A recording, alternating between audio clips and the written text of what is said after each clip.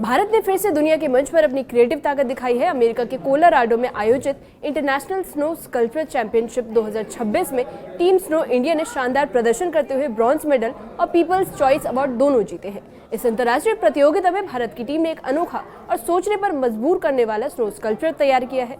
4 सदस्यीय टीम ने 25 ton 12 foot ऊंचे बर्फ के ब्लॉक से सिर्फ हाथ के उपकरणों का उपयोग कर ये अद्भुत कृति बनाई है। तापमान -31 डिग्री सेल्सियस तक था और प्रतियोगिता नियमों के अनुसार किसी भी तरह के इलेक्ट्रिक टूल या फिर सपोर्ट का इस्तेमाल वर्जित था। टीम के सदस्य जहूर कश्मीरी ने कहा कि इस बार उनका लक्ष्य गोल्ड मेडल जीतना था।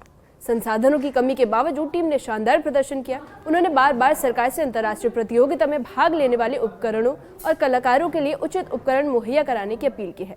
इस साल की उनकी कृति का नाम था corn the ultimate domesticator who is really in control, जो केवल कला की उत्कृष्टता नहीं बल्कि गहरी सोच का संदेश भी देती है। ये कलाकृति दर्शकों को हंसाती भी है और सोचने पर मजबूर भी करती है और साथ ही सवाल पैदा करती है कि क्या इंसानों ने फसलों को पाला है या फसलें इंसानों को नियंत्रित करती रही है।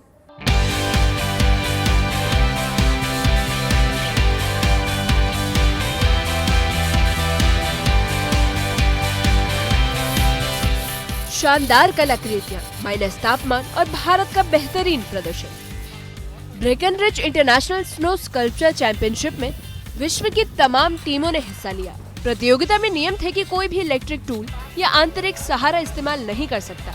भारत की टीम ने 25 टन बर्फ के ब्लॉक से सिर्फ हाथ के टूल्स का इस्तेमाल कर 12 फीट ऊंचा क्रिएटिव मास्टरपीस तराशा है। कठोर मौसम और -31 डिग्री सेल्सियस की सर्दी के बावजूद टीम ने अद्भुत धैर्य और कौशल दिखाया।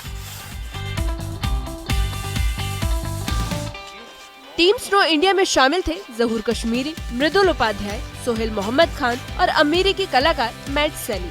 सोहेल मोहम्मद खान, जो सुनने और बोलने में सक्षम नहीं है, उन्हें खास तौर से सराहा गया। टीम ने इस प्रतियोगिता में गोल्ड मेडल जीतने का लक्ष्य रखा था। उनके अनुसार हर बर्फ का टुकड़ा टीम वर्क, जुनून और भारत की क्रिएटिव स्पिरिट की कहानी बताता है। तो इस बार जो कंपटीशन था काफ़ी अच्छा एक्सपीरियंस किया हम लोगों ने। इस बार भी काफ़ी सीखने को मिला है इस बार, क्योंकि जो काफ़ी सीनियर आर्टिस्टों के साथ जब काम करने का मौका मिलता है, कंपटीशन करने का मौका मिलता है, तब सीखने के लिए हमें बहुत कुछ मिलता है, क्योंकि नए टूल्स को देखने का मौका मिलता है, नई नई टेक्निक्स सीखने का मौका मिलता है। तो इस बार भी काफ़ी कोशिश की थी हम लोगों ने कि हमें फ़र्स्ट प्राइज़ मिले, लेकिन इस बार थोड़ा बहुत पीछे हम रह गए। फर्स्ट ना सही तो थर्ड प्राइज़ और पीपल चॉइस अवार्ड जो होता है, 2 अवार्ड हमने इस बार वहाँ से हासिल किए हैं अपने मुल्क के लिए। इस साल टीम इंडिया का आर्टवर्क था corn the ultimate domesticator who is really in control. ये मास्टरपीस सिर्फ कला के साथ साथ एक दार्शनिक संदेश भी था। ये प्रेरणा युवाल नोआ हरेरी की किताब सेपियन से ली गई थी। आर्टवर्क ये सोचने पर मजबूर करता है कि क्या वास्तव में मनुष्य ने फसलों को पाला या फसलों ही मनुष्य को नियंत्रित करती रही। कॉर्न द अल्टीमेट डोमेस्टिकेटर नाम का एक 16 फुट का स्कल्पचर बनाया है बर्फ से। एंड ये हमें आइडिया जो आया था, ये युवल नोआ हरारी की बुक है सेपियंस, उससे आया था। उसमें एक बहुत इंटरेस्टिंग वाकया बताया गया है। वो ये बोलता है कि इंसान को ये लगता है कि सदियों से हमने एनिमल्स को, जानवरों को और क्रॉप्स को, फसलों को घरेलू बनाया है। बट क्या ऐसा तो नहीं है कि कहीं जो क्रॉप्स हैं उन्होंने हमें घरेलू बनाया हो, उन्होंने हमें इतना डिपेंडेंट बना दिया हो कि वो तो जो करती हुई आई हैं सदियों से वो तो वही कर रही हैं, लेकिन इंसान जो है बहुत कुछ बदलाव करते हुए अपने जीवन में उनके लिए करने में लगा हुआ है। टीम इंडियन ने ब्रॉन्ज मेडल जीतने के साथ साथ पीपल्स चॉइस अवार्ड भी अपने नाम किया है। जजों और दर्शकों ने टीम की मेहनत और क्रिएटिविटी की जमकर तारीफ की।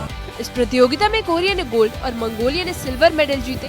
टीम स्नो इंडिया दक्षिण एशिया की पहली टीम है जिसने लगातार अंतर्राष्ट्रीय स्तर पर मेडल जीतकर ये मुकाम हासिल किया है। एक्सपीरियंस आर्टिस्ट है, मुझे लगता है कि हमारी टीम ऐसी है जिनके पास बहुत कम एक्सपीरियंस थी और बहुत उम्र से भी हम लोग काफ़ी छोटे थे, और जो उनके पास एक्सपीरियंस या उनके पास जो प्रोफेशनल टूल्स थे वो उनसे भी हम लोग कहीं ना कहीं महरूम थे। लेकिन काफ़ी अच्छा रहा, टफ रहा थोड़ा बहुत, क्योंकि कई मुश्किलों का सामना करना पड़ा। कभी कभार जो टीम मेंबर्स है उनकी तबीयत ख़राब हो गई, लेकिन मैं अपने टीम मेंबर्स का तहे दिल से शुक्रिया अदा करता हूं, चाहे उसमें मृदुल उपाध्याय हो या सोहेल मोहम्मद खान हो या मेट सली हो, जिन्होंने तबीयत ख़राब होने के बावजूद भी मेरे साथ जुड़े रहे। टीम के साथ जुड़े रहे और इसी खाली एक ही मकसद था कि हमें मुल्क के लिए गोल्ड जीतना है। टीम इंडिया ने हर साल सरकार से उचित संसाधन और उपकरण मुहैया कराने की अपील की है। सीमित संसाधनों के बावजूद टीम ने अद्भुत प्रदर्शन किया। उन्होंने कहा कि सरकारी और संस्थागत समर्थन से भारतीय कलाकारों की प्रतिभा और भी विश्व स्तरीय स्तर तक पहुंच सकती है।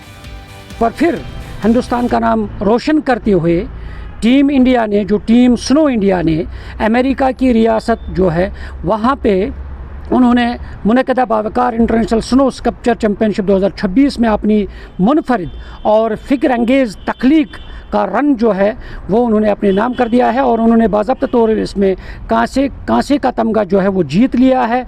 और जो पीपल्स चॉइस अवार्ड जो है वो सबसे बड़ी बात है, उन्होंने वो अपने नाम कर दिया है। और क्योंकि जब हम बात करते हैं ये 4 रुकनी टीम जो थी उसमें 2 कश्मीरी लोग थे, एक यूपी का जो तख्लीक़कार थे और इनका साथ में एक अमेरिका का भी एक बंदा था। और उन्होंने अपने जो तख्लीकी ज़हानत है और जो इन्हें बर्फ़ से तराशते हुए जो उन्होंने वहाँ पे काम किया है उसमें उन्होंने पूरी दुनिया के अंदर मुल्क का नाम रोशन कर दिया है, मुल्क का परचम बुलंद कर दिया है और उन्होंने वहाँ कांसे का तमगा जो है वो उन्होंने जीत लिया है और इस तरह फ़ख्र से सर ऊंचा कर दिया। जम्मू कश्मीर के लिए मैं सिंहपुरा पटन से Munir Hussain hurrah. Team snow India ने अपने अद्भुत प्रयास से दुनिया को दिखा दिया कि सीमित संसाधनों के बावजूद भारतीय कलाकार किसी से कम नहीं। इस अंतर्राष्ट्रीय प्रतियोगिता में ब्रॉन्ज मेडल और पीपल्स चॉइस अवार्ड जीतकर टीम ने न सिर्फ अपने हुनर का परिचय दिया बल्कि भारत की क्रिएटिव ताकत का भी वैश्विक स्तर पर साबित किया है। टीम की कृति corn the ultimate domesticator who is really in control सिर्फ एक कला का नमूना नहीं बल्कि एक गहरी सोच और दर्शन का संदेश देती है।